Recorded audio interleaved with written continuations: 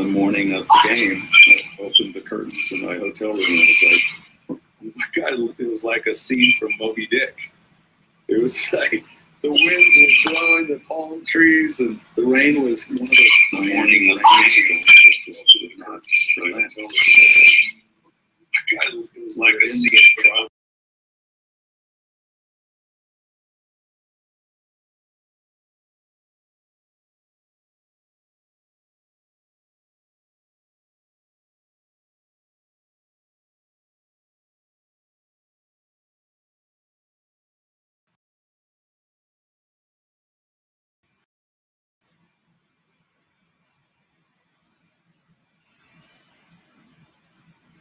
the morning of the game. I opened the curtains in my hotel room and I was like, oh my God, it was like a scene from Moby Dick. It was like the winds were blowing the palm trees and the rain was one of those Miami rainstorms that just would not relent. We're in this truck sitting behind Don Misher, and I remember Don said, put me on the phone with Prince. Don says, now I want you to know it's raining. And Prince is like, yes, it's raining. And are you okay? And Prince is like, can you make it rain harder? And I was like, right on. Beloved,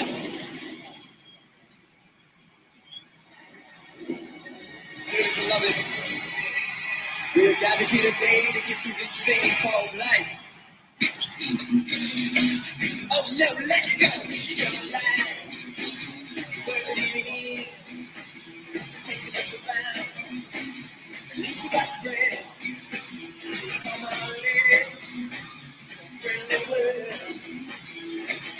Go, trust it on the cross. It's all I heard. See everybody. Oh no, let's go, pray. Let's get enough.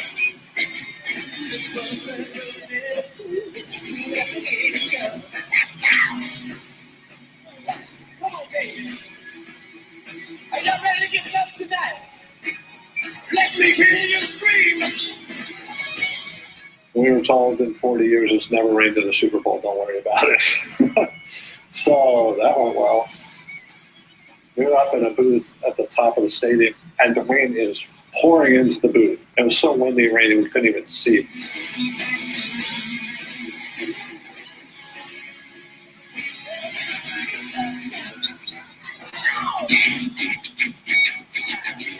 I was just panicked.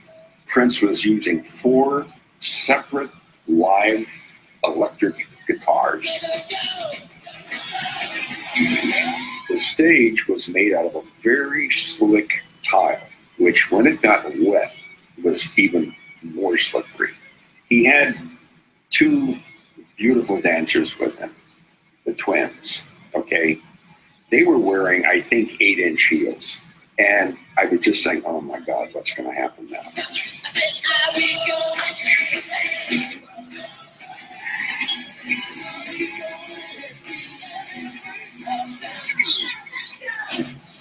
Count it.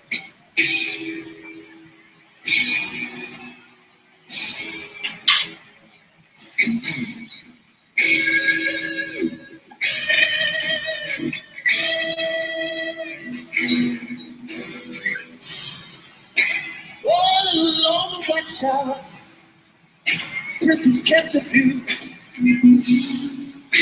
While the women came and went, they would set them free. That Prince set is so wild. He does other people's songs. He's not promoting himself. He's just making music. It's profound and it's loud and it's funky and it's just one performer shaking the entire world.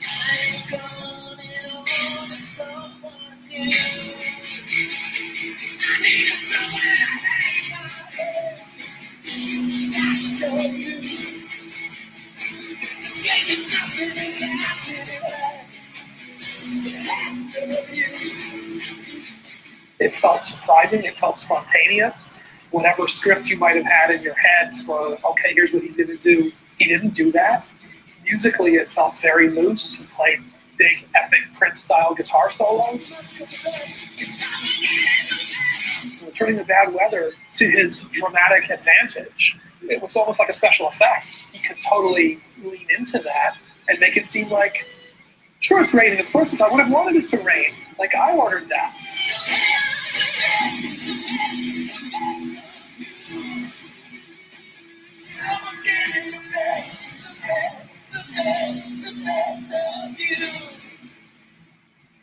Got another confession, my friend.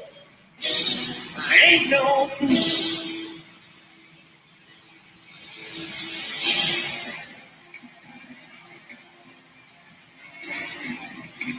By the time we got to the end of the set, when he did do Purple Rain, that was one of those times where things just worked magically, and there's nothing you can do but just say thank you. I never meant to cause you sorrow.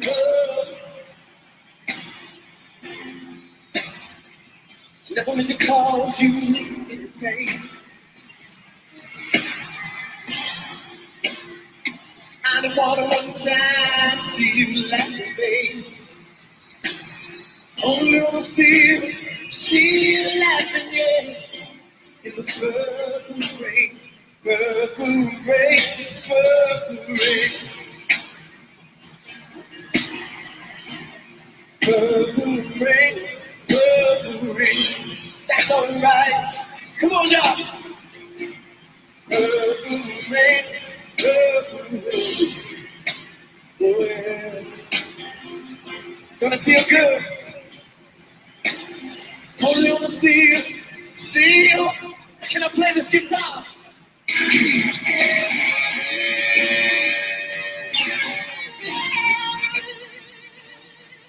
To me, it's about one guy in the middle of 100,000 people and 100 million people on television.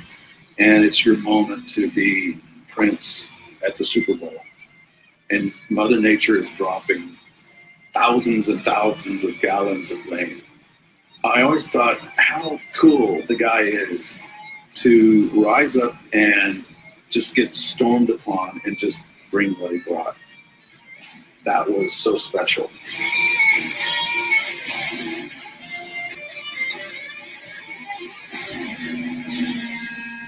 Y'all wanna sing tonight?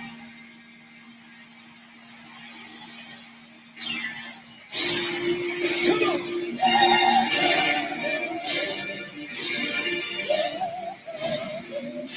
I can't hear you.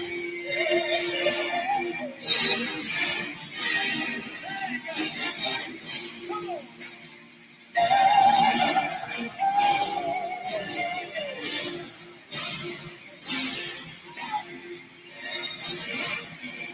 Everybody, let me hear you.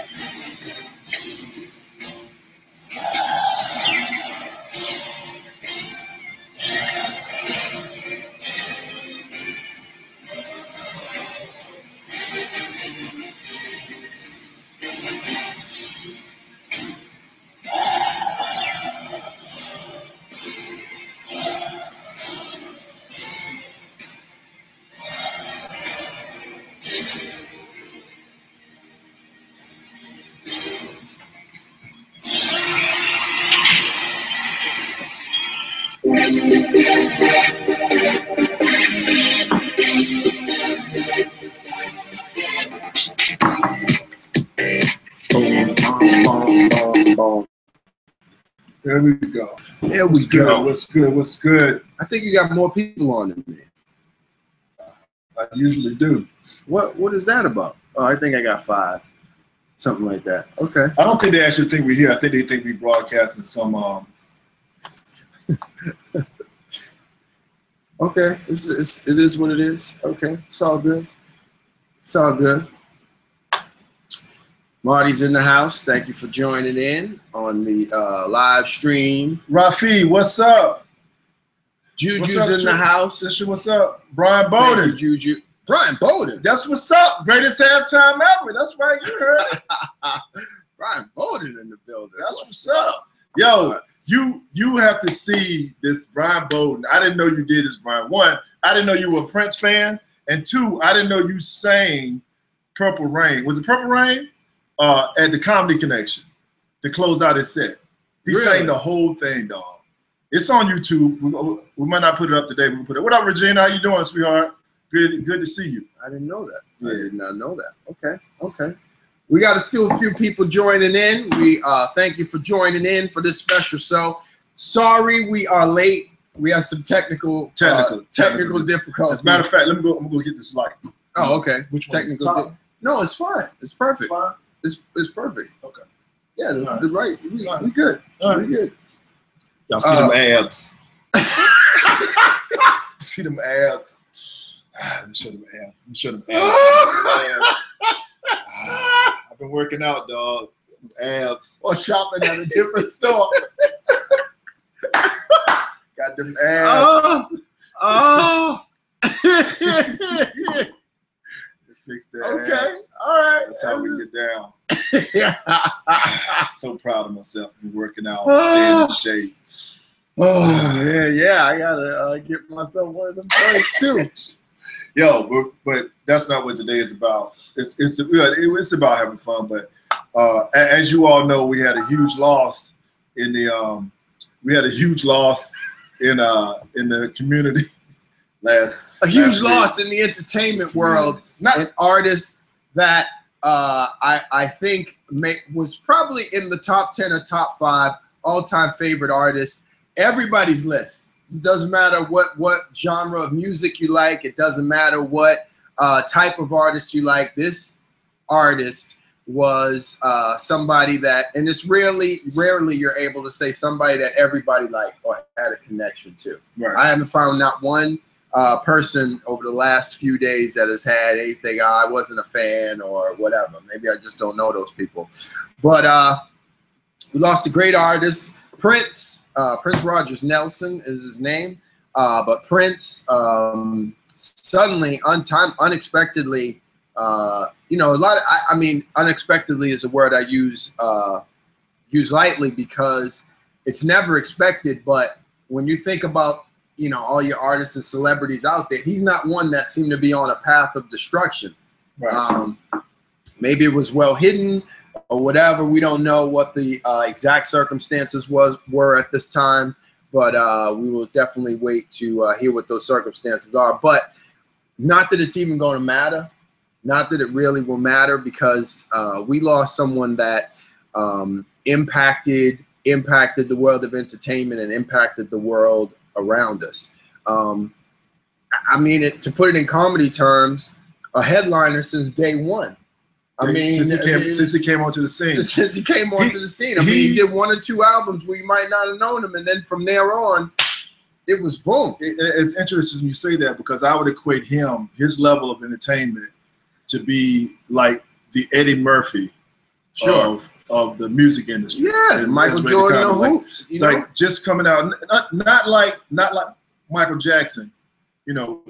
Two great artists, 2 different categories. Yeah, definitely. Both. Definitely. But the way Prince came out was like Eddie Murphy. When Eddie Murphy came on the scene, like at the age, pretty much the same age, around 18, 19 years old, came out, #1 hit, and like it was just reached beyond the stratosphere since then.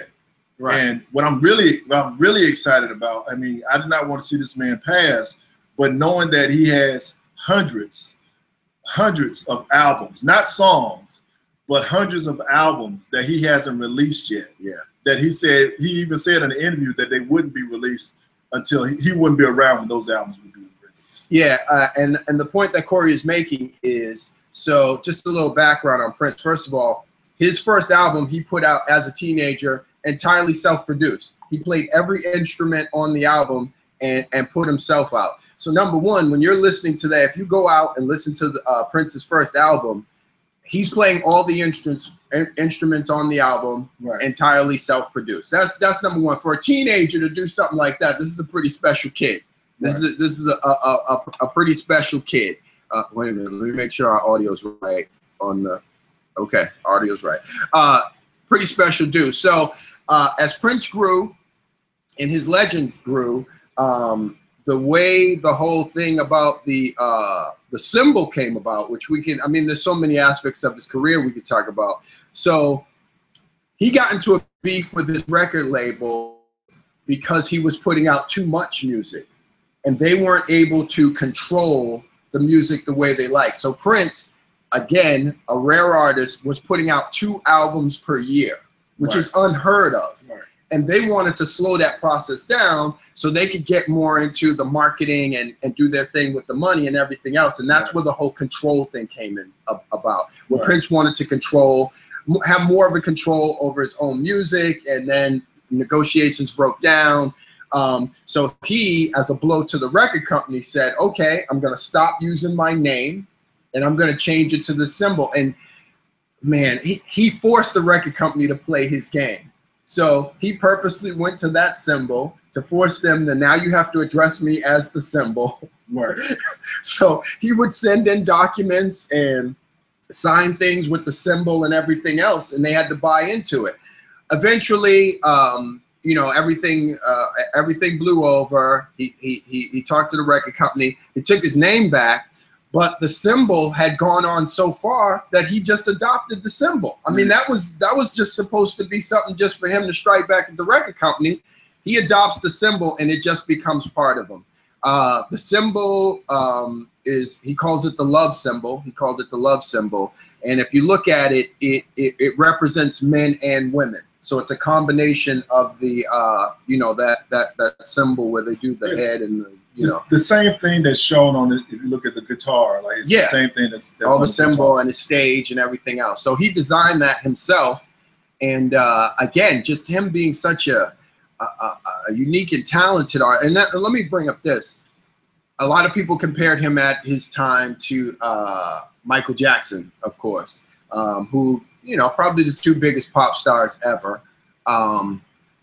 You know, Michael Jackson was great in his own right. I'm just going to say this, and no disrespect to Michael. Michael Jackson needed producers.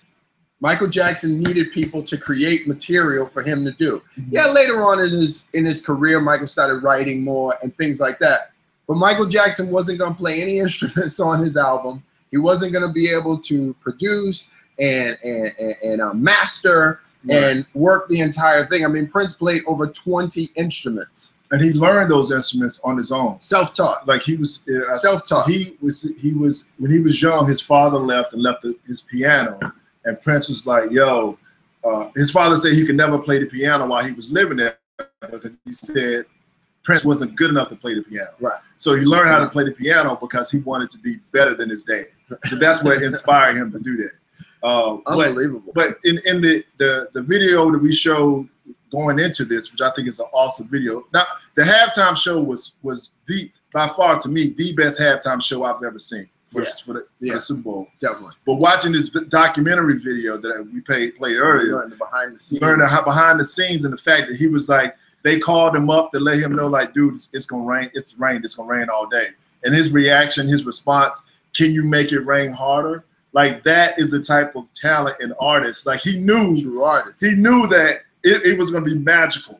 Yeah. I mean, you think about it, and the fact that I always said, before I even saw this, I'm getting chills right now. Before I even saw this this documentary, I always said, when I argued that this was the best Super Bowl halftime show ever, I always argued that it rained purple rain while he was singing Purple Rain. Like that there was no spectacle, no fireworks or anything, just the lighted stage, and Mother Nature provided everything else. Now, this is the other thing.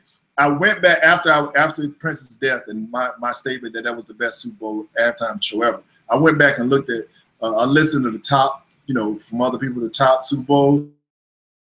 And Harry was in there, Beyonce was in there, Aerosmith, I think, was in there, Paul McCartney was in there, and Michael Jackson was in there. And on one of these, they had Michael Jackson's halftime show being better than Prince. Prince was always either number 1 or number 2. Right. Michael Jackson was usually number 1. Right. I went back and looked at Michael Jackson's halftime performance. And I'm going to admit, I will admit, 6 minutes in, I was like, uh-oh, they might be right. Because he had an epic halftime performance. But the way he finished it off, because he wanted to make a message, I think Michael Jackson wanted to make a message in the Super Bowl. And it had like a We Are the World type of ending to it. Sure. But yeah, they have to end with something epic. Yeah, but it's just it wasn't epic all the way through. And I think Prince's performance he had a tight set all the way through. So yeah, I think what you're saying is Michael Jackson, great performer. Right. Awesome performer. And Prince, great artist. Great artist. And the other thing that made Michael's so good, don't get me wrong, the songs, like when he played the songs that he played, they were great songs. Well, that's the key to the whole thing. You have to have hits. Right. But a lot of his stuff was more a spectacle than it was a performance. Which is what Michael Jackson was. Right. You see what I'm saying? People came. If Michael Jackson just stood in front of the microphone and sang, which he does do for the first 2 minutes that he's on, he didn't even sing. He stands for the first 2 minutes. Well, but everybody knows what they're waiting for. If you don't do the moonwalk, if you don't dance, I'm gonna jump up there and knock you out. When he did the moonwalk during the episode, I was like, okay, I'm sorry, Prince. God rest your soul. But that's what it is. I mean, I want to see the magician do the trick. I want to see Vince Carter dunk it. I didn't come here to see you stand. But Prince, you appreciated the artistry. You appreciated the songs. You appreciated the melodies and everything else. So they are individual artists in their own right, very popular for different aspects of their career. Michael Jackson has songs. Prince has songs. It's a hard comparison, but at least with that you can't say two different eras because they were rocking out the same. And even in that aspect, Michael Jackson was on top for so long. Michael rocked for so long.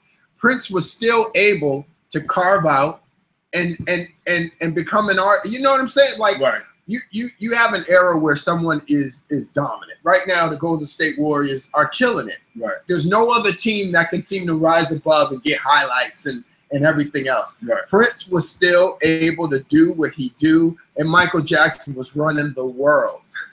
He put that Purple Rain movie out, shut it down. Shut everything down. I don't care who's on top of the charts. Shut it down. You know what? I'm going to put a movie out, and I'm going to make an epic soundtrack for that joint. So that was unbelievable. That is probably the best marriage of visual art and musical art that I've ever seen. It was ever seen. It was the first modernized version of a musical. You know what I mean? Exactly. It was like in the past. The only time you would see musicals. Okay, I'm gonna say this. It was usually like your dance musicals where you have a lot of voice and like your God, what's the man's name? The tap dance, not Sammy Davis, not Sammy Davis, Gene Kelly, and you know those types of performances. It'd be on that level. Like Prince was the first urban, musical. Yeah, well, you're appreciating the where music. you actually enjoyed it. Like that, you know, Beat Street. I love Beat Street. Right. Beat Street, but Beat Street came out to Prince. Right. Like those are the one. Prince is the one that set the groundwork that okay, we can make these types of movies. And he was, I think he was maybe been the first Grammy award, Oscar nominated and awarded artist of color for something like that. For something like that. Yeah. I mean, I remember Purple Rain. My cousin and I waiting for that movie to be released. We went to the theater and saw it. It was the first time I'd ever seen. When they dropped When Doves Cry in that movie, the entire theater broke out in applause and cheers and clapped and sang along for the entire song. Wow.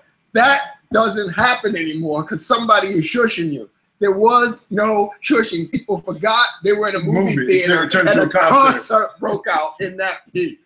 It was crazy. Oh. It was, and you know, if you want to talk about like Fred Astaire.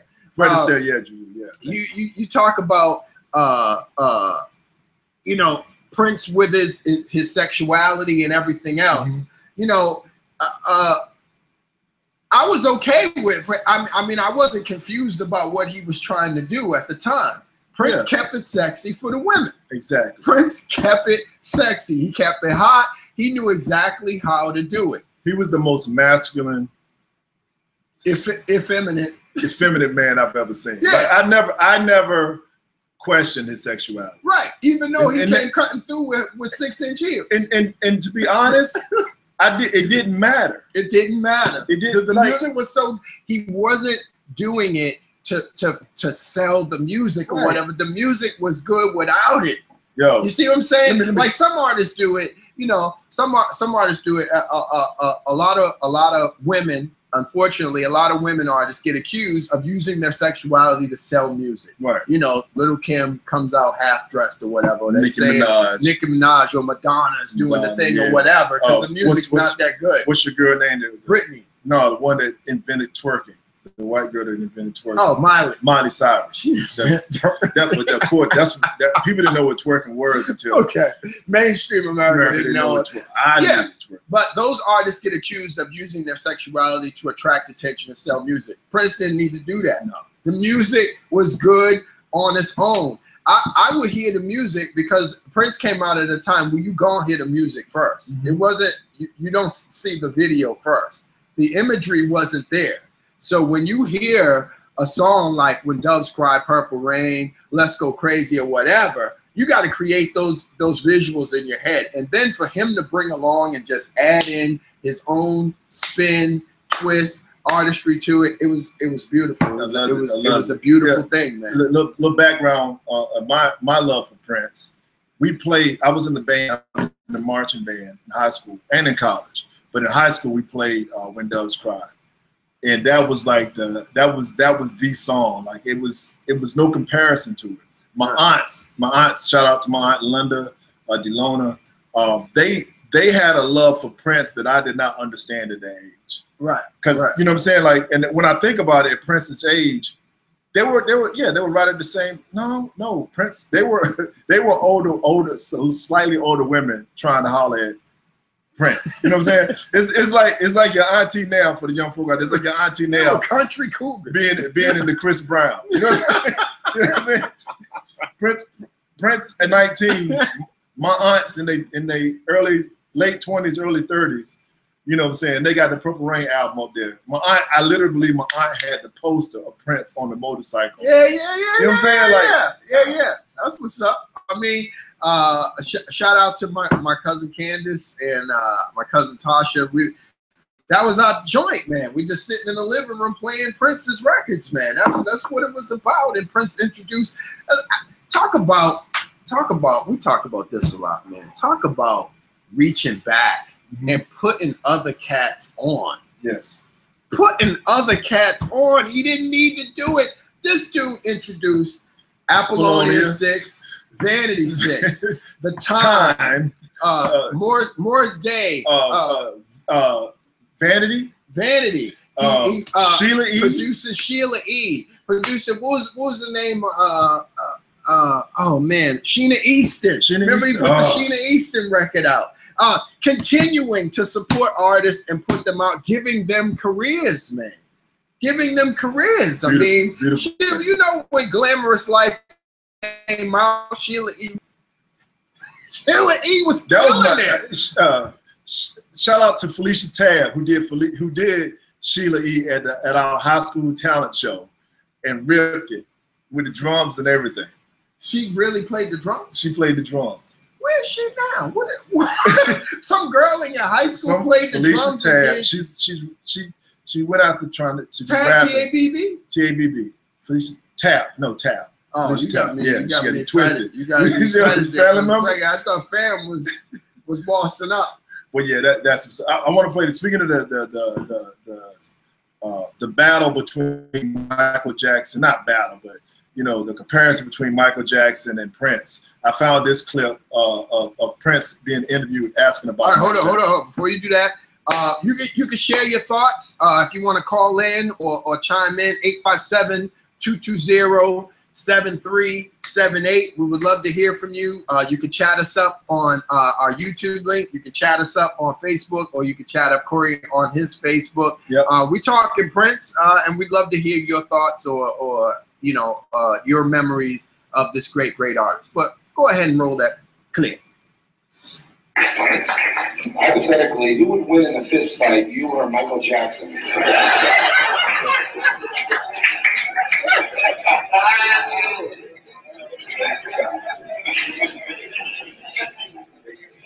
both roughly, the same size. You have both have the high pitched sound. What do your right hooks like? He's a plant, y'all. But I plant. Yeah, keep it light, keep it light. Michael's not a fighter, he's a lover.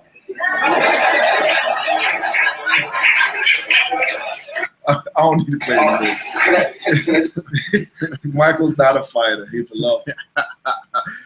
But there's even him, no beef, no hate. You know what I mean? He didn't take a jab at Mike or anything like that. It were two artists completely at the top of their game, answering questions about it. That's like bringing Lil Wayne in and saying, "What do you think of Jay-Z?" or whatever. That would actually start a Twitter beef today. Here's something, I don't know if you knew this or not. I didn't find this out till this week. Like, I really honestly wish that Michael Jackson and Prince would have collaborated on one project.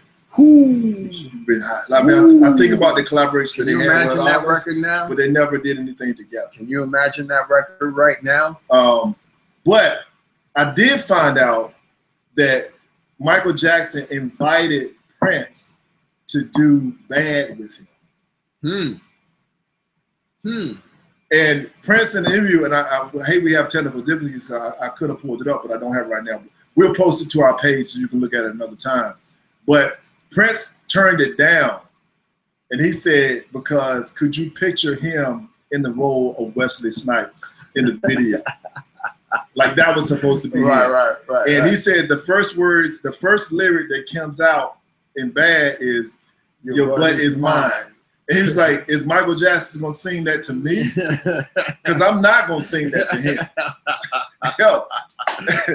But that just brings it to the forefront, like how much of an artist, even though he's humble, like he's an artist and he wants to do what's right for music and for his brand and whatever, like putting this in place. But he also had a great had a great sense of humor. Great sense of humor. Outstanding sense of humor. I mean, another one of my early memories of Prince, this is going back, I think I might have been in like the 7th or 8th grade or something. And I had my eye on this girl. And when have you ever done this back in the day? And anybody chime in if you've ever done. We got age. We got a little number. We got some age on the people tuning in right now. You ever play a song and you put the phone up to the radio? You put the phone right up to the radio to let them hear it. Oh yeah. Yeah, man. Oh, yeah. So I was trying to make a move on this girl who was completely out of my league or whatever. But I was into Prince at the time, and the song that I played. Do you remember the song "Hair" by Prince? I don't remember Hair. She's always in my hair, my hair. Oh, she's always in my hair. That's another thing about Prince. All of us have our moments and definitions of songs that we can relate to and remind us of Prince. But only a small percentage of us have the ability to actually sing those songs. But that will not stop us from doing it. No. Oh, that was my joy. I can't believe you just tried to do that. Whenever I feel like giving up. Oh, that was a jam. Whenever my sunshine turns to rain. Oh, whenever my hopes and dreams are aimed in the wrong direction, she's always there.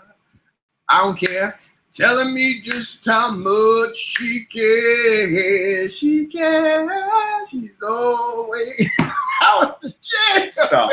Please stop. Please stop. Hey, please stop. I didn't get the girl though. I didn't get the girl at all. So Van, you and I have been. Okay, but I'm sorry. I just remember, like, we're talking a lot about what Prince as an artist, but this is one clip, dog, I really wanted to show. I don't know if you've seen this or not, but this is Van Jones, who used to work in the White House, who's a political analyst on CNN, who I didn't know until this came out that he was really good friends with Prince. Like Okay. they were like buddies. I knew there was another reporter at CNBC. I didn't know about Van Jones. That's not Van Jones. No, that's Don Lemon, Don Lemon, okay. who a lot of people want to jack up. Yeah, but, yeah. But I want to play this clip. All right, do it up. All right. Make sure you lean out the way. Hey, so Van, you and I have been talking all night. So what do you want to say?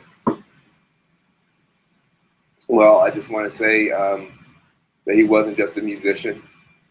He was an incredible musician, but that there was this a core of genius that just used music to express itself. But he also was an incredible humanitarian, Don. He was a Jehovah's Witness, so he was not allowed to speak publicly about any of his good acts, any of his charitable activity. But I was one of the people in his life that helped him with all of that. And so, he supported and helped to create something called Yes We Code. Yes We Code has now 15 major technology companies working with kids in the hood, getting them ready to have jobs in Silicon Valley. That was Prince. He worked with something called Green for All. I was the public face of that, but he put the money in. There are people that have solar panels on their houses right now in Oakland, California, that they don't know Prince paid for them. He was the kind of friend, kind of like you, Don. He doesn't care if you're having a good day. That's not when he's there. It's when you're having a bad day. He comes to the rescue. And there's so many people. I'll never forget, Don. I landed I was in a plane that landed, and my phone rang. It's Prince. And I said, "Hey, what's going on?" He goes, "Where are her kids? Where are her kids?" I said, "What are you talking about?" He goes, "Lauryn Hill, where are her kids?" He had found out that Lauryn had gotten in some trouble, and the first thing he wants to know is, where are her kids and what can we do to help? Now, this is just how he was. I guarantee you, anybody struggling anywhere in the world, he was sending checks, he was making phone calls, but he did not want it to be known publicly. And he did not want us to say it, but I'm going to say it because the world needs to know that it wasn't just the music. The music was one way he tried to help the world, but he was helping every single day of his life. Van, as a friend and a loved one, what are you guys doing today? Just guilt. Feeling like, what could we have done? What happened? And just feeling like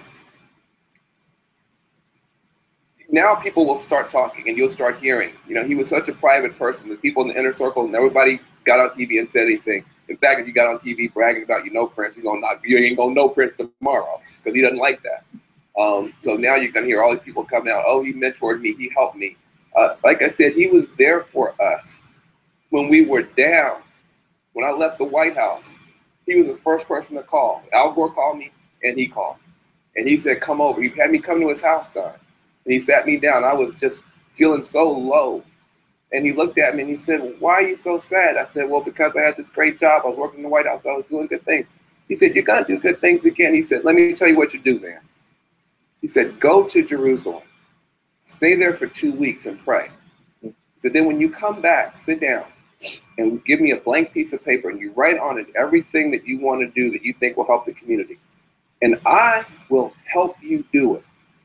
Okay? So I went from working for a president to working with Prince. And every single thing that I said, I said, we've got to go to Chicago and do something about violence. We did 3 concerts in Chicago, Don, 3. And every community group there he brought in. And he didn't let there were no vendors, only community groups to help. We went to Baltimore. He went to New Orleans. There's so many things that he did. Those concerts that he was doing were a cover for him to be able to go into cities and help organizations and help leaders and touch people. And I want people to understand now, and all the rest of us, quit talking just about the music. Everybody that's been on this whole thing knows his humanitarian part as well and how many people he's helped.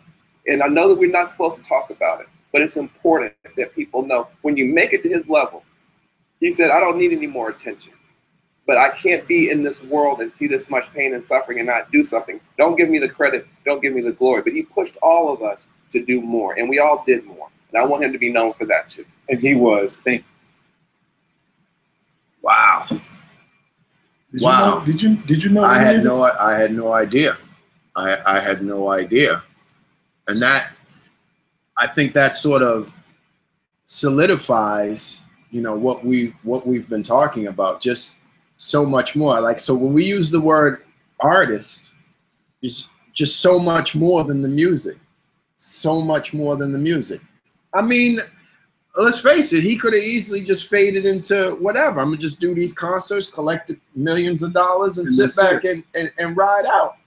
But somewhere in his consciousness, something clicked, and he said, I have to help people. I got to do what I got to do. And man, I'm telling you, those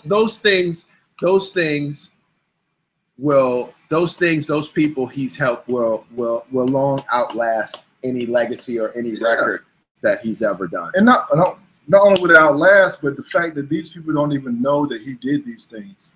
He was doing these things. Right. Like going, you know, you see an artist coming to a city, they're doing a concert, 3 concerts in Chicago. You thinking they're there to collect a paycheck. Exactly. But he's there for a whole different agenda. How many, you know, it makes me think about, like, you know, how well am I using my gifts that God has blessed me with to better my community? I can't do it at the level of Prince, but I'm really on the point where I need to recommit myself. But we can help at a level. I mean, I have just commit to, you know, just 2 or 3 times a year. It's not about the money or whatever. Find an organization to help out with, using your, and you said it perfectly, using our gifts to help. So whether it's a show or, you know, whatever the case may be, your presence. Your presence. Sometimes it's just your coming in to show love and show support. But it's crazy, man. So I challenge you, I challenge me, I challenge everybody up there to use your gifts, whatever gifts those are, to in some way, if you are a true Prince fan, and if you love his music and his music moved you, to not just look at it from the artist's point of view, but look at it from the whole scope, the holistic point of view of Prince and what he believed in, and do something to help your community. Sure. Your community, somebody else's community, whatever, you know, and it doesn't have to be this, you know, overblown thing that we, you know, great, and you're trying to raise, everybody's trying to raise millions of dollars, but sometimes it's just about raising awareness. Right. Just making people aware, like, you know, this exists. I wanted to help out with it. You know, your little bit could change somebody's life. Definitely change somebody's life. We could be here for 2 hours talking about. We could definitely be here for 2 hours talking about Prince. We still welcome anybody that wants to jump in with comments or just share a memory or a great story, or if somebody out there made a baby to a Prince song or whatever the case. Did I make a baby? Whatever, you know, whether it's the music or I practice making some babies. I don't think I've ever. Okay. Do we have any shout outs? I made it my son. I have an 18-year-old son. I think my son might be a Prince baby. He might. He might literally be a Prince baby. Does he wear purple ever? No, but that's his daddy's favorite color. I want to check on that. I might have to call his mom and ask her what song it was. Thank you, Jennifer Hall, for joining. I see that you jumped in. Who else we got on there? Is everybody still there? Okay, Juju still there. Everybody's still there. Give me a shout out. Let me know that you're on the Facebook stream. Corey's gonna do some shout outs, pay some bills, whatever. Carol East Comedy Corner. Each and every month they do a hot show. This month coming up. This might be old. Yeah, this is old. The 16th they have. 16th they have. Next show is going to be. That's going to be May the 21st. Yes, Stephanie Peters. Word. Stephanie Peters is going to be in the house. Artie Robb will be. Get out. Word. How in that? Stephanie Peters, Artie Robb featuring, and me on the hosts and duties. Yo, I might have to come in there. Yo, Artie Robb should be on here and thanking you, because the way he got put on that show was his appearance at Maggie's. Word. Yeah, man. Yeah, man. So, Artie, you should be on here giving shouts out. For real. We're going to way too much. But that's what Maggie's is all about. That's what Maggie's is all about. I knew Artie had it. You know what I'm saying? He just came through on the. He came to GP on Nikki Carr's show. Yeah. So no, I'm not gonna say that. But Artie, I'm very happy for you. I'm happy that I'm coming to that show. I almost said that. Oh, that would have been that'd cause a problem. Not only What's monthly up, shows Lady are going down in Wareham, but in Quincy, Mass, we also have a monthly show, Maggie's Lounge in Quincy, hosted by yours truly, and also my guest host from time to time, my man Jay Smitty. Shout out to Jay Smitty. Next month, we have on May the 15th, I have my man PJ Thibodeau coming through, rocking the joint. P Jizzle. PJ, now if you've never, just come to the show. I'm not going to give you all the accolades that this man has, and he doesn't need it. But if you want to see a good comedy show, just like at Carolee's with my homegirl and our good friend Stephanie, you want to come to check out Pete, who's a good friend of mine. That's on May 15th. The comedy scene, the dynamic duo of comedy is putting it down. We're going to be at the comedy scene in Foxborough. May 13th. May the 13th, featuring my man Jay Smitty, Kim D. Shields, Mike Murray, Anthony Smith, and of course my man Prince Jr. himself, Brian Bowden. see if we get Brian to do a Prince song at the show. I'm trying to tell you, go on and get tickets now because they're moving fast, people. Don't wait and try to get them at the door. Yeah. You should go on and go to the comedyscene.club and hook yourself up. Comedyscene.club. It's the comedyscene.club online. They changed it? No, it's always been. I thought it was .com. It's .club. Okay. But if you throw it in Google, it'll come up. But Okay. it's actually .club. So go ahead and get your tickets now, y'all. And something I'm also, what's up, Dawn? Dawn living from the UK. What's up, girl? Welcome to the show. From the UK, baby. This week we worldwide. They got internet. They got internet. It's slow, but they got. Oh, she's at the beginning of the show right now. Okay. Shout out to the UK. Yeah. All right. And another show I'm excited about. I'll be in Durham, North Carolina on May the 19th at the Old School Alumni Weekend Comedy Show. That's going down May the 19th. That's featuring comedian D Wish, my man Prince Paul, and Hershey the Entertainer, which is a female comedian. And I'm really excited to get a chance to see. I've never had a chance to see her live, so I'm really excited about seeing her doing that. And tonight, ladies and gentlemen, you can check me out. That's Sunday, April the 24th. You can check me out actually at Comics in Mohegan Sun. I'm headlining the show featuring my man Rob Steen. It should be a good fun night. Oh, okay. Yeah, so I'm looking forward to that. You think? Okay. All right. And right now, you're looking at we're 48 minutes in on our show. And we haven't talked about one segment. Yeah, but I mean, we had to get it in for our dude Prince, and we still taking comments. So if you want to call in, 857-220-7378. Hold on a second. Susan Abbott says Prince had a song for every mood I was in. When I'd feel at my lowest, I'd listen to Prince, and everything turned around. He made me laugh and cry and dance, and sometimes all at the same time. He was my boom. He was my soundtrack. I like that. Wow. So Prince had a song for every mood. He did. Definitely. And I think you should look up Hair by Prince. She's always in my hair. My hair. Oh. I might look it up. I think you make it up. I don't think I've never heard that song before. Do you see my dab? I got that from Toya. Toya that owns Edible Arrangements put up a video of her dancing with her son into the dab. Did she? I gotta see that. Shout out to Toya. I love that video. Oh. All right.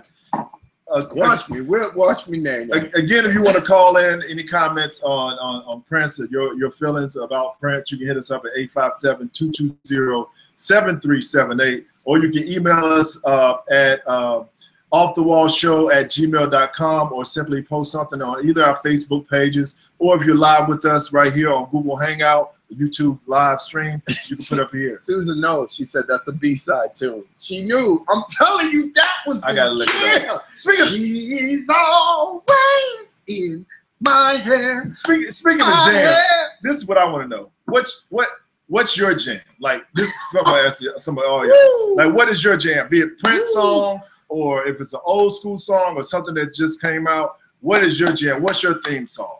Now for Prince, for me, it's a toss-up because there's a couple out there. You know what I'm saying?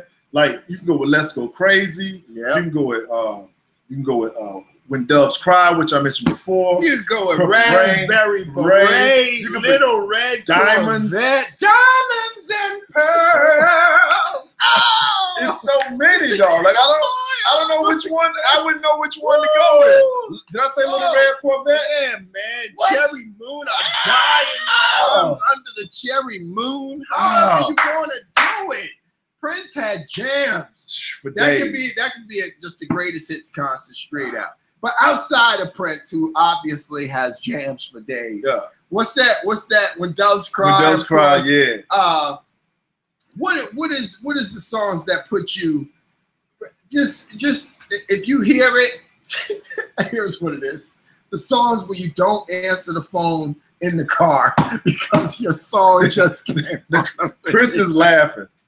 Chris is laughing because I don't know if you guys know this, but you can set up Kiss.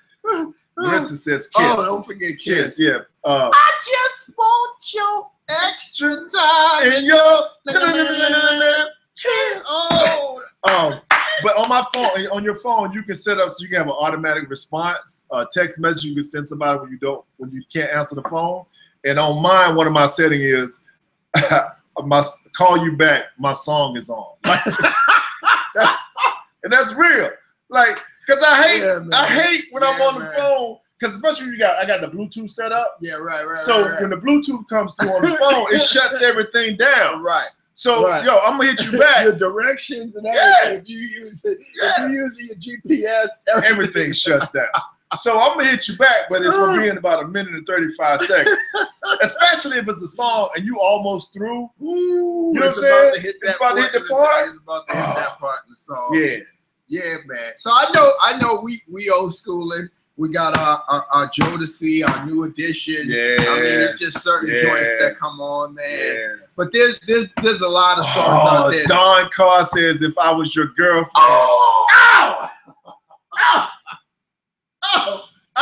I've sung that to a girl before. Like that's girlfriend. Oh man. Yeah. Wait a minute. Sue said DMSR. Okay. For Corey. What's 1999? Okay. What's 1999. That was of course that might have been his greatest song ever because Tonight We're Gonna Party Like It's 1999 might be one of the most epic. Might be one of the most epic lines in a song that everybody knows that song. Yeah. Everybody. Tonight We're Gonna Party Like It's 1999. 2000 party over. It's out of time. Oh, y'all got me. Y'all got me tripping now. I want to look at this YouTube clip, this link that she put up here. So we gotta bust it. We can't bust into a YouTube clip in the middle of the What's up, in the middle of the broadcast. What's all this? Is that hair? Dance, music, sex, romance. Oh, okay. That's a Prince joint. Yeah, she said it's for you. Okay, I'm gonna have to look that up, Susan. After the rain. Okay, after the rain, we're gonna have to look that up after the show. Woo! What's some of y'all? Who else is on here? What's your favorite Prince song? Does everybody have a Prince song that they just need to shut it down to for a minute? I was in the office. I was in my day job office after I heard it. And the next day I would just break into a song by Prince. Usually it was When Doves Cry. Dig, if you will, the picture of you and I engaged in a kiss. You got more of a pop. The sweat of your mind. You got more of an up-tempo. Can you, my darling? Can you picture? What's up, Pam? How you doing? Thanks for joining. An ocean of violets in bloom. Animals strike curious poses. You feel the heat between me and how can you just leave me standing? Oh, alone in the world is so cold. What is so cold? I'm just too demanding. Maybe I'm like father. You know we always too bold. Maybe I'm just like my mother. She's never satisfied. She's never satisfied. Why do we scream at each other? This is what it sounds like Windows cry. How? That's the cry. You did the chorus. Yo, You doing the chorus. I doing the chorus, the background, the whole nine. You can't. He was the first artist I realized was doing all of his background. Yeah, he did his own shout outs. He was his own Flavor Flav. What up, Mike? Michael Weave in the building. Oh my God! Sorry, we tripping. Michael, what's your tripping favorite? What's your favorite Prince song, man? What's we talking right now? Favorite Prince song? Michael don't listen to no Prince music. He one of them dudes. He I ain't gonna listen to no damn Prince. Yeah, that's not. I ain't listening to that's no not even. damn But I Prince. don't do no And Prince song. no on the low, he be patting his foot. That's that 1999 joint, ain't it? You're not patting his foot under the table. He wouldn't have cats that be at the club be like, why they putting on Purple Rain? Why don't they hit up Purple Rain? Why they playing slow music? And then when the chorus of the song comes, his hand be in the air. Talking about, one time just wave your hand. Purple Rain. He got his cell phone there. Lit up. Phone about to die, but he still got that bitch lit up. Oh man, that's classics, dog. That's Prince. See, that was back in the day. You go to a party, it was like known that a DJ is supposed to play no more than 4 to 5 fast songs and then 2 slow songs back to back. Yeah, man. 2 slow songs back to back. Yeah, because it took a little time to. Yeah, I mean, I've never been in a situation like this. They don't play slow songs no more in the club, dog. They don't drop. The only time they play a slow song is when the club's about to shut down. Let's clear it out. Yeah, drop man. the slow joint. Come on, get man. the number and move on. Have you ever had a joint? So you in the what spot. Up, Steel? You in the spot and you see her across the room. Yeah. You know, the slow song drops and it just seems like the crowd just opens up. All right, let me check my breath. She been looking at me all, I'm saying I'm about to make, but you got to get yourself right before you head over there. So you calmed. Let me get over here. You start heading over there, and somebody take 2 steps into the right, ask this chick to dance, and be gone with her. Go on. Like, how you saw me get ready to come over there? Yeah. And this is why you're supposed to play 2 slow songs back to back. Because the first slow song is supposed to let people, the people that are in relationships get on the dance floor. And that gives you time to get your motivation and strength up to go ask that girl to dance. And that's that chance. If you already dancing with a girl, you can switch and the slow jam come on, you can just carry it right into the slow next jam song, or whatever. It's on her. Yeah. She gonna be like, all right, my feet hurt. Yeah, that's what she can say. All right, I gotta use the bathroom. You know what I'm saying? That's how you know you're in there. If she stay there, or she squeeze you close. If she pull you close, oh my God! Why do we scream at each other? And here's the thing. This is what it sounds like. Here's the thing. You got the hand on the waist. You got the small of her back already, and you just try to ease it down to see how far you can go. And Shut it down. Next thing you know, you cuffing that booty. When you cuffing that booty, yes. Y'all don't act like you ain't never tried to cuff the booty in the club. No, not the club. The house. I'm talking about house parties now. No, yeah, that's a house party. House party with no lights. Yeah, see, you can't do that in the club. No, can't do it in the club. That's disrespectful. I was a club dude. I'll go to the club. I rarely went to house parties. What? What's up? Hold up. It also gives a girl a chance to bounce before you.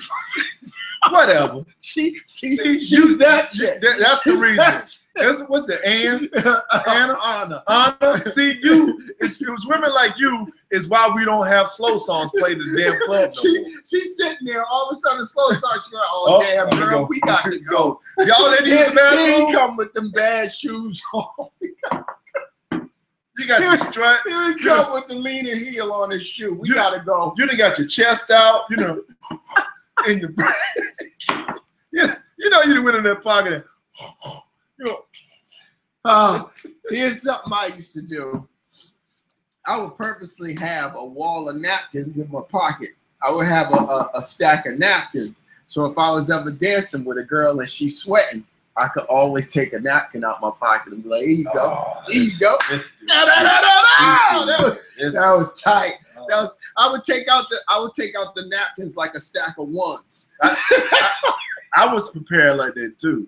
You know what I'm saying? Being the slow song, we get to the second slow song, and I feel like things are going good. You know what I'm saying? I'm ready. No, I already got the booty cuffed, but if she squeezed in closer, and you know that song, step back, you're dancing kind of close. I feel a little poke coming through on you. If that's going on, I have a little stash in my pocket. I reached in my pocket, pull out a magnum, be like, you ready to bounce? Okay, I went too far. Yeah, you're taking it too far. Especially you at a wedding reception. That's not good. You dancing with the bride.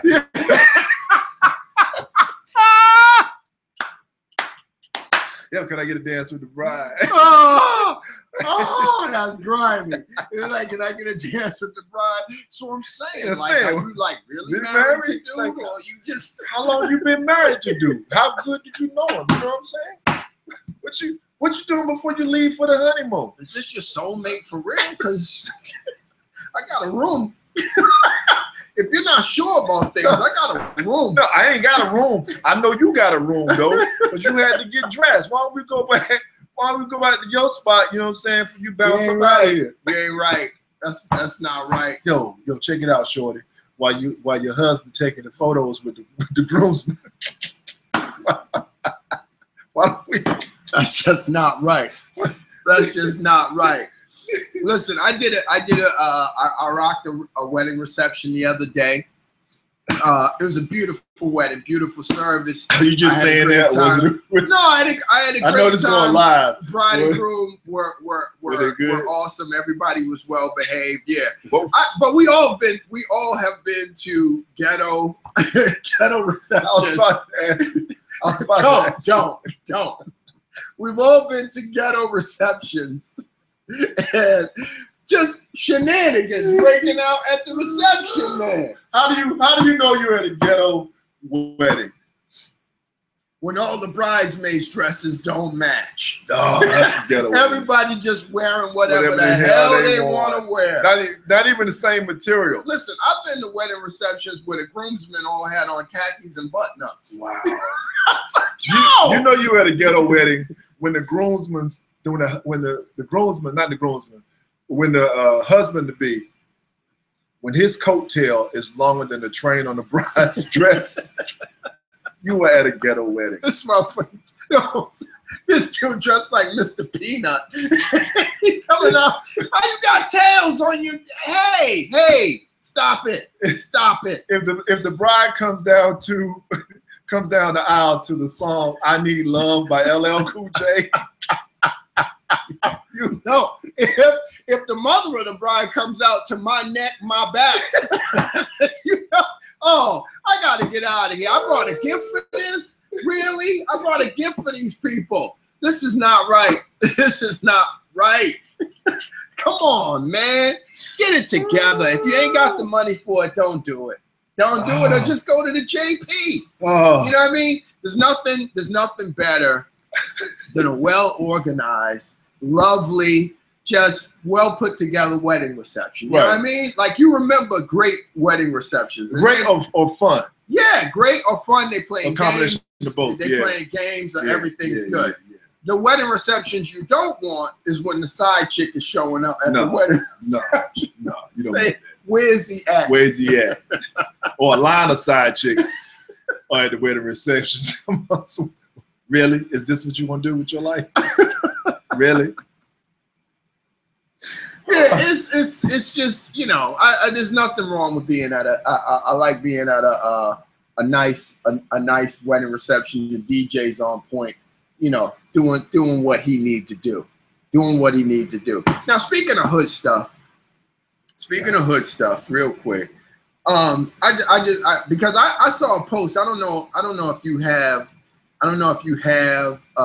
this post, but so I'm assuming out there, and everybody can call in or type in your shout out subjects or whatever it may be. 857-220-7378.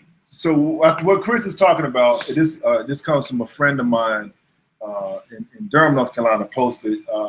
she wanted to shout out to the pastors that traded in their spirit of heavenness for a garment of praise in a strip club. Then she insisted that they stay off her page, stay off my post trying to check me before I start naming names and have all of Durham looking for a new church.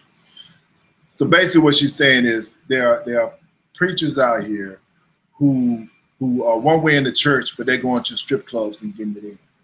We also saw a clip of I don't know if you ever saw the clip of the pastor got caught in a sting going to the he was at the motel and he got caught up. You know, one of them classic stings where the police are next door and they come in and bust in on you. Whatever. Was he bringing in prostitutes to save him though? Like, was he trying to? Maybe he was trying to, you know, in the name of, you know, lay hands on the hidden camera footage. Yeah, he was definitely trying to lay hands on him, but he wasn't trying to save him for nothing but himself. Oh, okay. Because you know, Jesus himself hung out with prostitutes.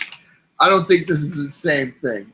Not that he was. I'm not saying Jesus was paying for it, but Jesus was like trying to heal, like save prostitutes. So he was hanging. Okay, yeah. So that pastor could have been trying to do the same thing. Is what I'm trying to say. Possibly. So you're saying you're saying the police interrupted him before he could finish his work. Yeah, they should have let him. Yeah, okay. He was trying to let it go. Lay hands on him. Listen, if you're, I don't know how many folks out there have a regular church that they go to or enjoy church on Sunday, or maybe they just came from church today.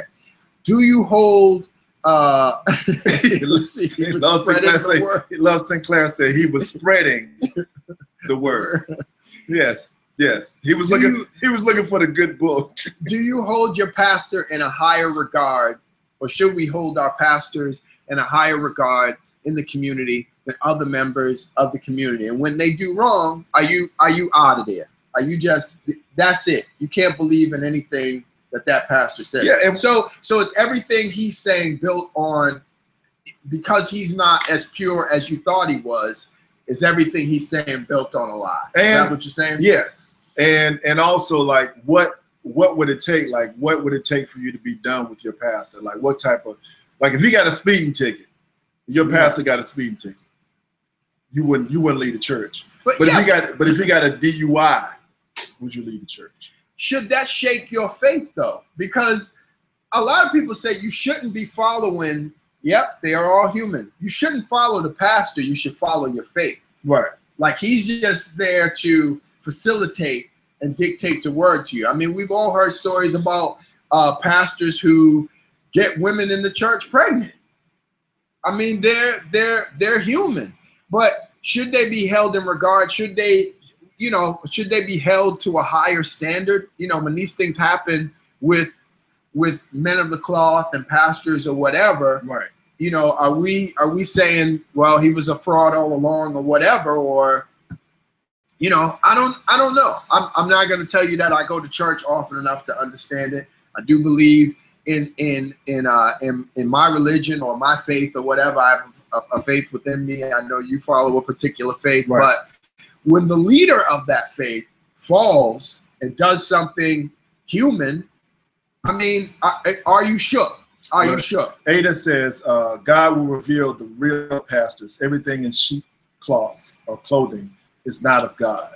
So, Ada, are you saying that you're just waiting to see if this particular pastor is for real? I mean, how long do you wait to see if the dude is real? You know what I mean? Or the woman. They shouldn't be out in the community partying. I think you're trying to say partying it up. Yeah. So should a pastor? Well, I don't agree with that. What happens when you see your pastor at Five Guys? No, I think she's saying he shouldn't be at like a Slade's or any nightclub that's in your community. They shouldn't be going to Emerald City in Durham, which is the club where I'm performing. So is that saying they're not supposed to listen to any secular music or be in a place where there's drinking or whatever? Is that what you're saying? It's what she's saying. Sinclair says, realistically, we shouldn't put them on a pedestal. Your pastor isn't God. All he's doing is giving you his interpretation of the word. Nor can he save or condemn your soul. I think that's right. Because he's not the one making the decision on whether you go to heaven or hell or whatever. Your own faith is within you. Wow. But I think a lot of people put that weight on their pastor, and when their pastor falls, they feel like, what else is there left to believe in? Right. Which I don't really understand, because again, it's like Juju says, he's just human. You know what I mean? He's human. He should be interpreting the word, though. He's human, and who's to say that he needs help? You know what I'm saying? Like, right. Who does he reach out to when he needs help? Evidently, she's in a hotel room. And she costs about $45 to $75. I mean, but it's gotta be a tremendous weight upon them, because a lot of people do reach out to their pastor for help. So you could be helping anywhere from 10 to 15 people at a time. That's a tremendous amount of pressure and weight. You know? Again, what are your thoughts? You can shoot it, you can post it online. 857. You can call us at, go ahead, give the number. 857-220-7378. Yeah. Give us a shout. I'm mixed about it. Like, I don't believe you should. I definitely don't believe we should put our pastors on pedestal. I do believe that they are human. However, I think that there are certain things that a pastor should not be participating in if he's trying to have some type of he's trying to be a leader. You're being a leader, but he's trying to embody the morals, the word of God, but also the morals that the church is trying to put out there. Right. So I don't think that, I don't think I could be at a church if a pastor is has done something that you don't believe is right. Yeah, because it's all in your belief. You know what I mean? I mean, you could hear a story about you could hear a story about something went wrong with the money in the church, and it looks like the pastor was taking money, but what if he wasn't? But you know what I'm saying? The story is still out there that he's doing something. Now, is your faith shook? You know what I mean? Hold on, we got some comments here. Juju says they are allowed to have a life. Certainly. So I guess if there are 5 guys. Anna says, if you reach out to your priest about addiction and etc., and you go to the club later and your priest is there, priest is there what? It's a bad look. It's a bad look. It's definitely a bad look. No, I don't agree with that. I don't agree with that. Just because he's giving you advice, just because somebody's giving you advice on addiction, about your challenges that you may or may not have with addiction, or someone you in your family has with addiction, doesn't mean that person can't drink. Maybe they're not addicted. Maybe right. Yeah, they could be recreational use or whatever. So they got control of it. I mean, there's drinking wine in church. Now, if he's at the bar doing lines, he's like, shots for everybody. He twisting one up in the name of Jesus. That's the problem. Oh, hold on. And we had another comment from Susan. It says, don't preach abstinence or monogamy and then get caught with your hand in a proverbial cookie jar. Don't be a hypocrite. But what kind of cookies is it? I mean, if it's chocolate chips, I can understand. If it's them cream-filled vanilla joints. but if it's just a sugar cookie, I mean, come on, Pastor. A sugar cookie? And Oreos are delicious. Anna says, everybody loves Chinese cookies, though.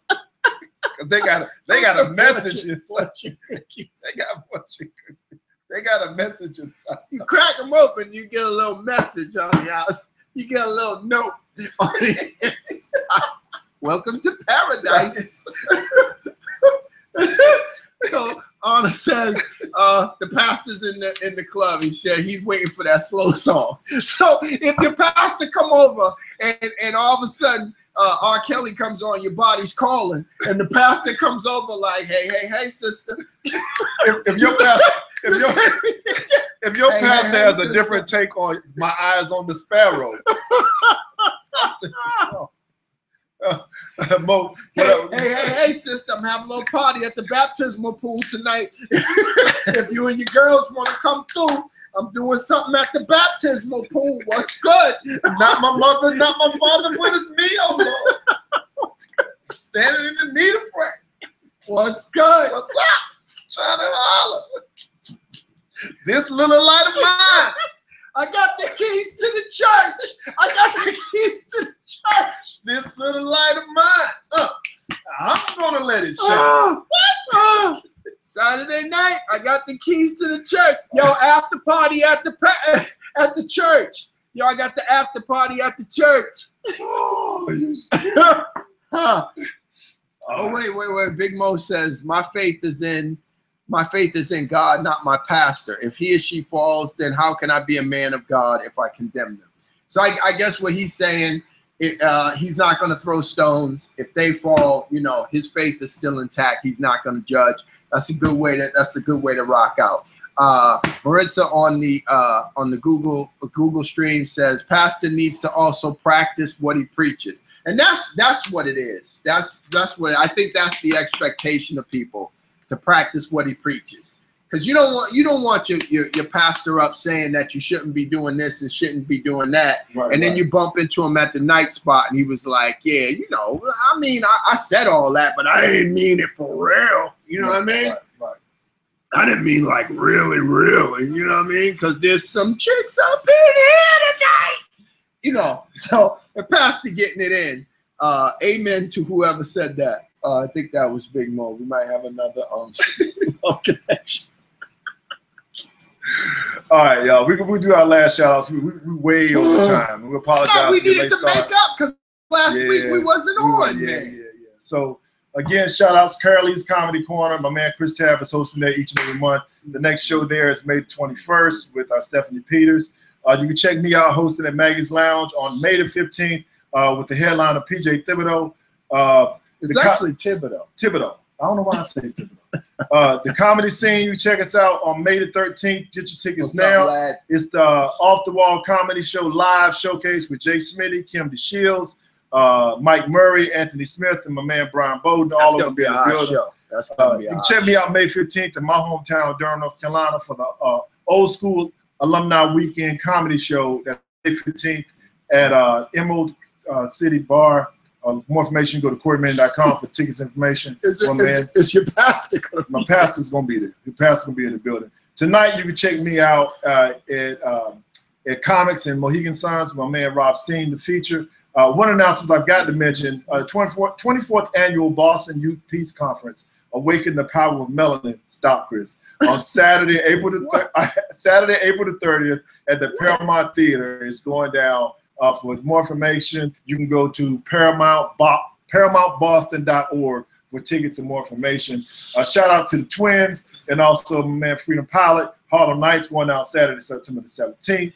Humor Mill Magazine, as always, got the latest in fun and entertainment. They were actually the ones that lined me up with the information about Prince, with the Michael Jackson, the whole thing about him wanting to be in bad. It was an interview with Chris Rock that Prince had to talk about that. Okay. So check out that. They're always good with us. If you want to advertise with us, hit us up, 857-220-7378, or you can go to us, email us at offthewallshow@gmail.com. And that advertising with us, it goes for even, don't think you have to be advertising your business or whatever. Maybe you got a flyer or something for a fundraiser coming up that you want to spread the word about or whatever. Hit us up, you know, maybe you can get your numbers up, and we can do a little something for you. Yeah. I mean, that's our way of giving back and wanting to help as well. You know what I mean? Maybe you want to spread the word about something you got coming up. And the Black Comedy Explosion goes down each and every Wednesday. Shout out to my man Jonathan Gates for putting it down. Mm-hmm. And again, this show again was dedicated to my man Prince. Also, I want to, on a personal, I don't know if you have anything else to say, Chris, before we bounce out of here. I wanted to say that today's show was butter. Today's show was butter. It was just smooth and just flowed like butter. Yeah. It really flowed like butter. And you can check Chris Tabb out at where? You can check me out this week at in Foxborough at the comedy scene, CBS scene. Sue Costello is going to be in the building. It's gonna be great. Come on down and check a brother out. No, yeah. But check www.christabshow.com and everything is there where I'm gonna be and so on and so forth. And you can find me at CoreyManning.com again tonight. I'll be at Mohegan Suns Comedy Club. I can't even remember where I'm at this weekend, but you can go to CoreyManning.com. Today was butter. Just find out. And of course, we do this each and every weekend here off the wall live. On that note, dog, I want to do a special shout out if you don't mind, man. A family member, his wife actually passed this week. Oh, okay. Sudden pass, unexpected, and I just want to send my shout out to to Antoine Simmons and his family, much love and respect to your brother. If you Of need course. anything, hit me up. And you know, this is a very sad week. Touch us, you know, many of us directly and indirectly with the loss of Prince, but with the loss of family members and friends like this, yo, it just reminds me how important life is and how we need to take advantage. It's precious. You got to of do each what moment. you got to do. Do So- what you were put here to do. Share your gift. Yeah, man. So with that, I Share your gift. just want to leave out with a little bit of Prince. Snows in April. Yo, it's been a real show. That's Chris Tabb. That's Corey Manning. Peace. Thank you to everybody who tuned in today. I really appreciate it. You can still send me shout outs or whatever. I appreciate everything. I appreciate everybody tuning in. Today was really butter. It was really butter. Thanks to everybody who tuned in on the Google Hangout. We appreciate it.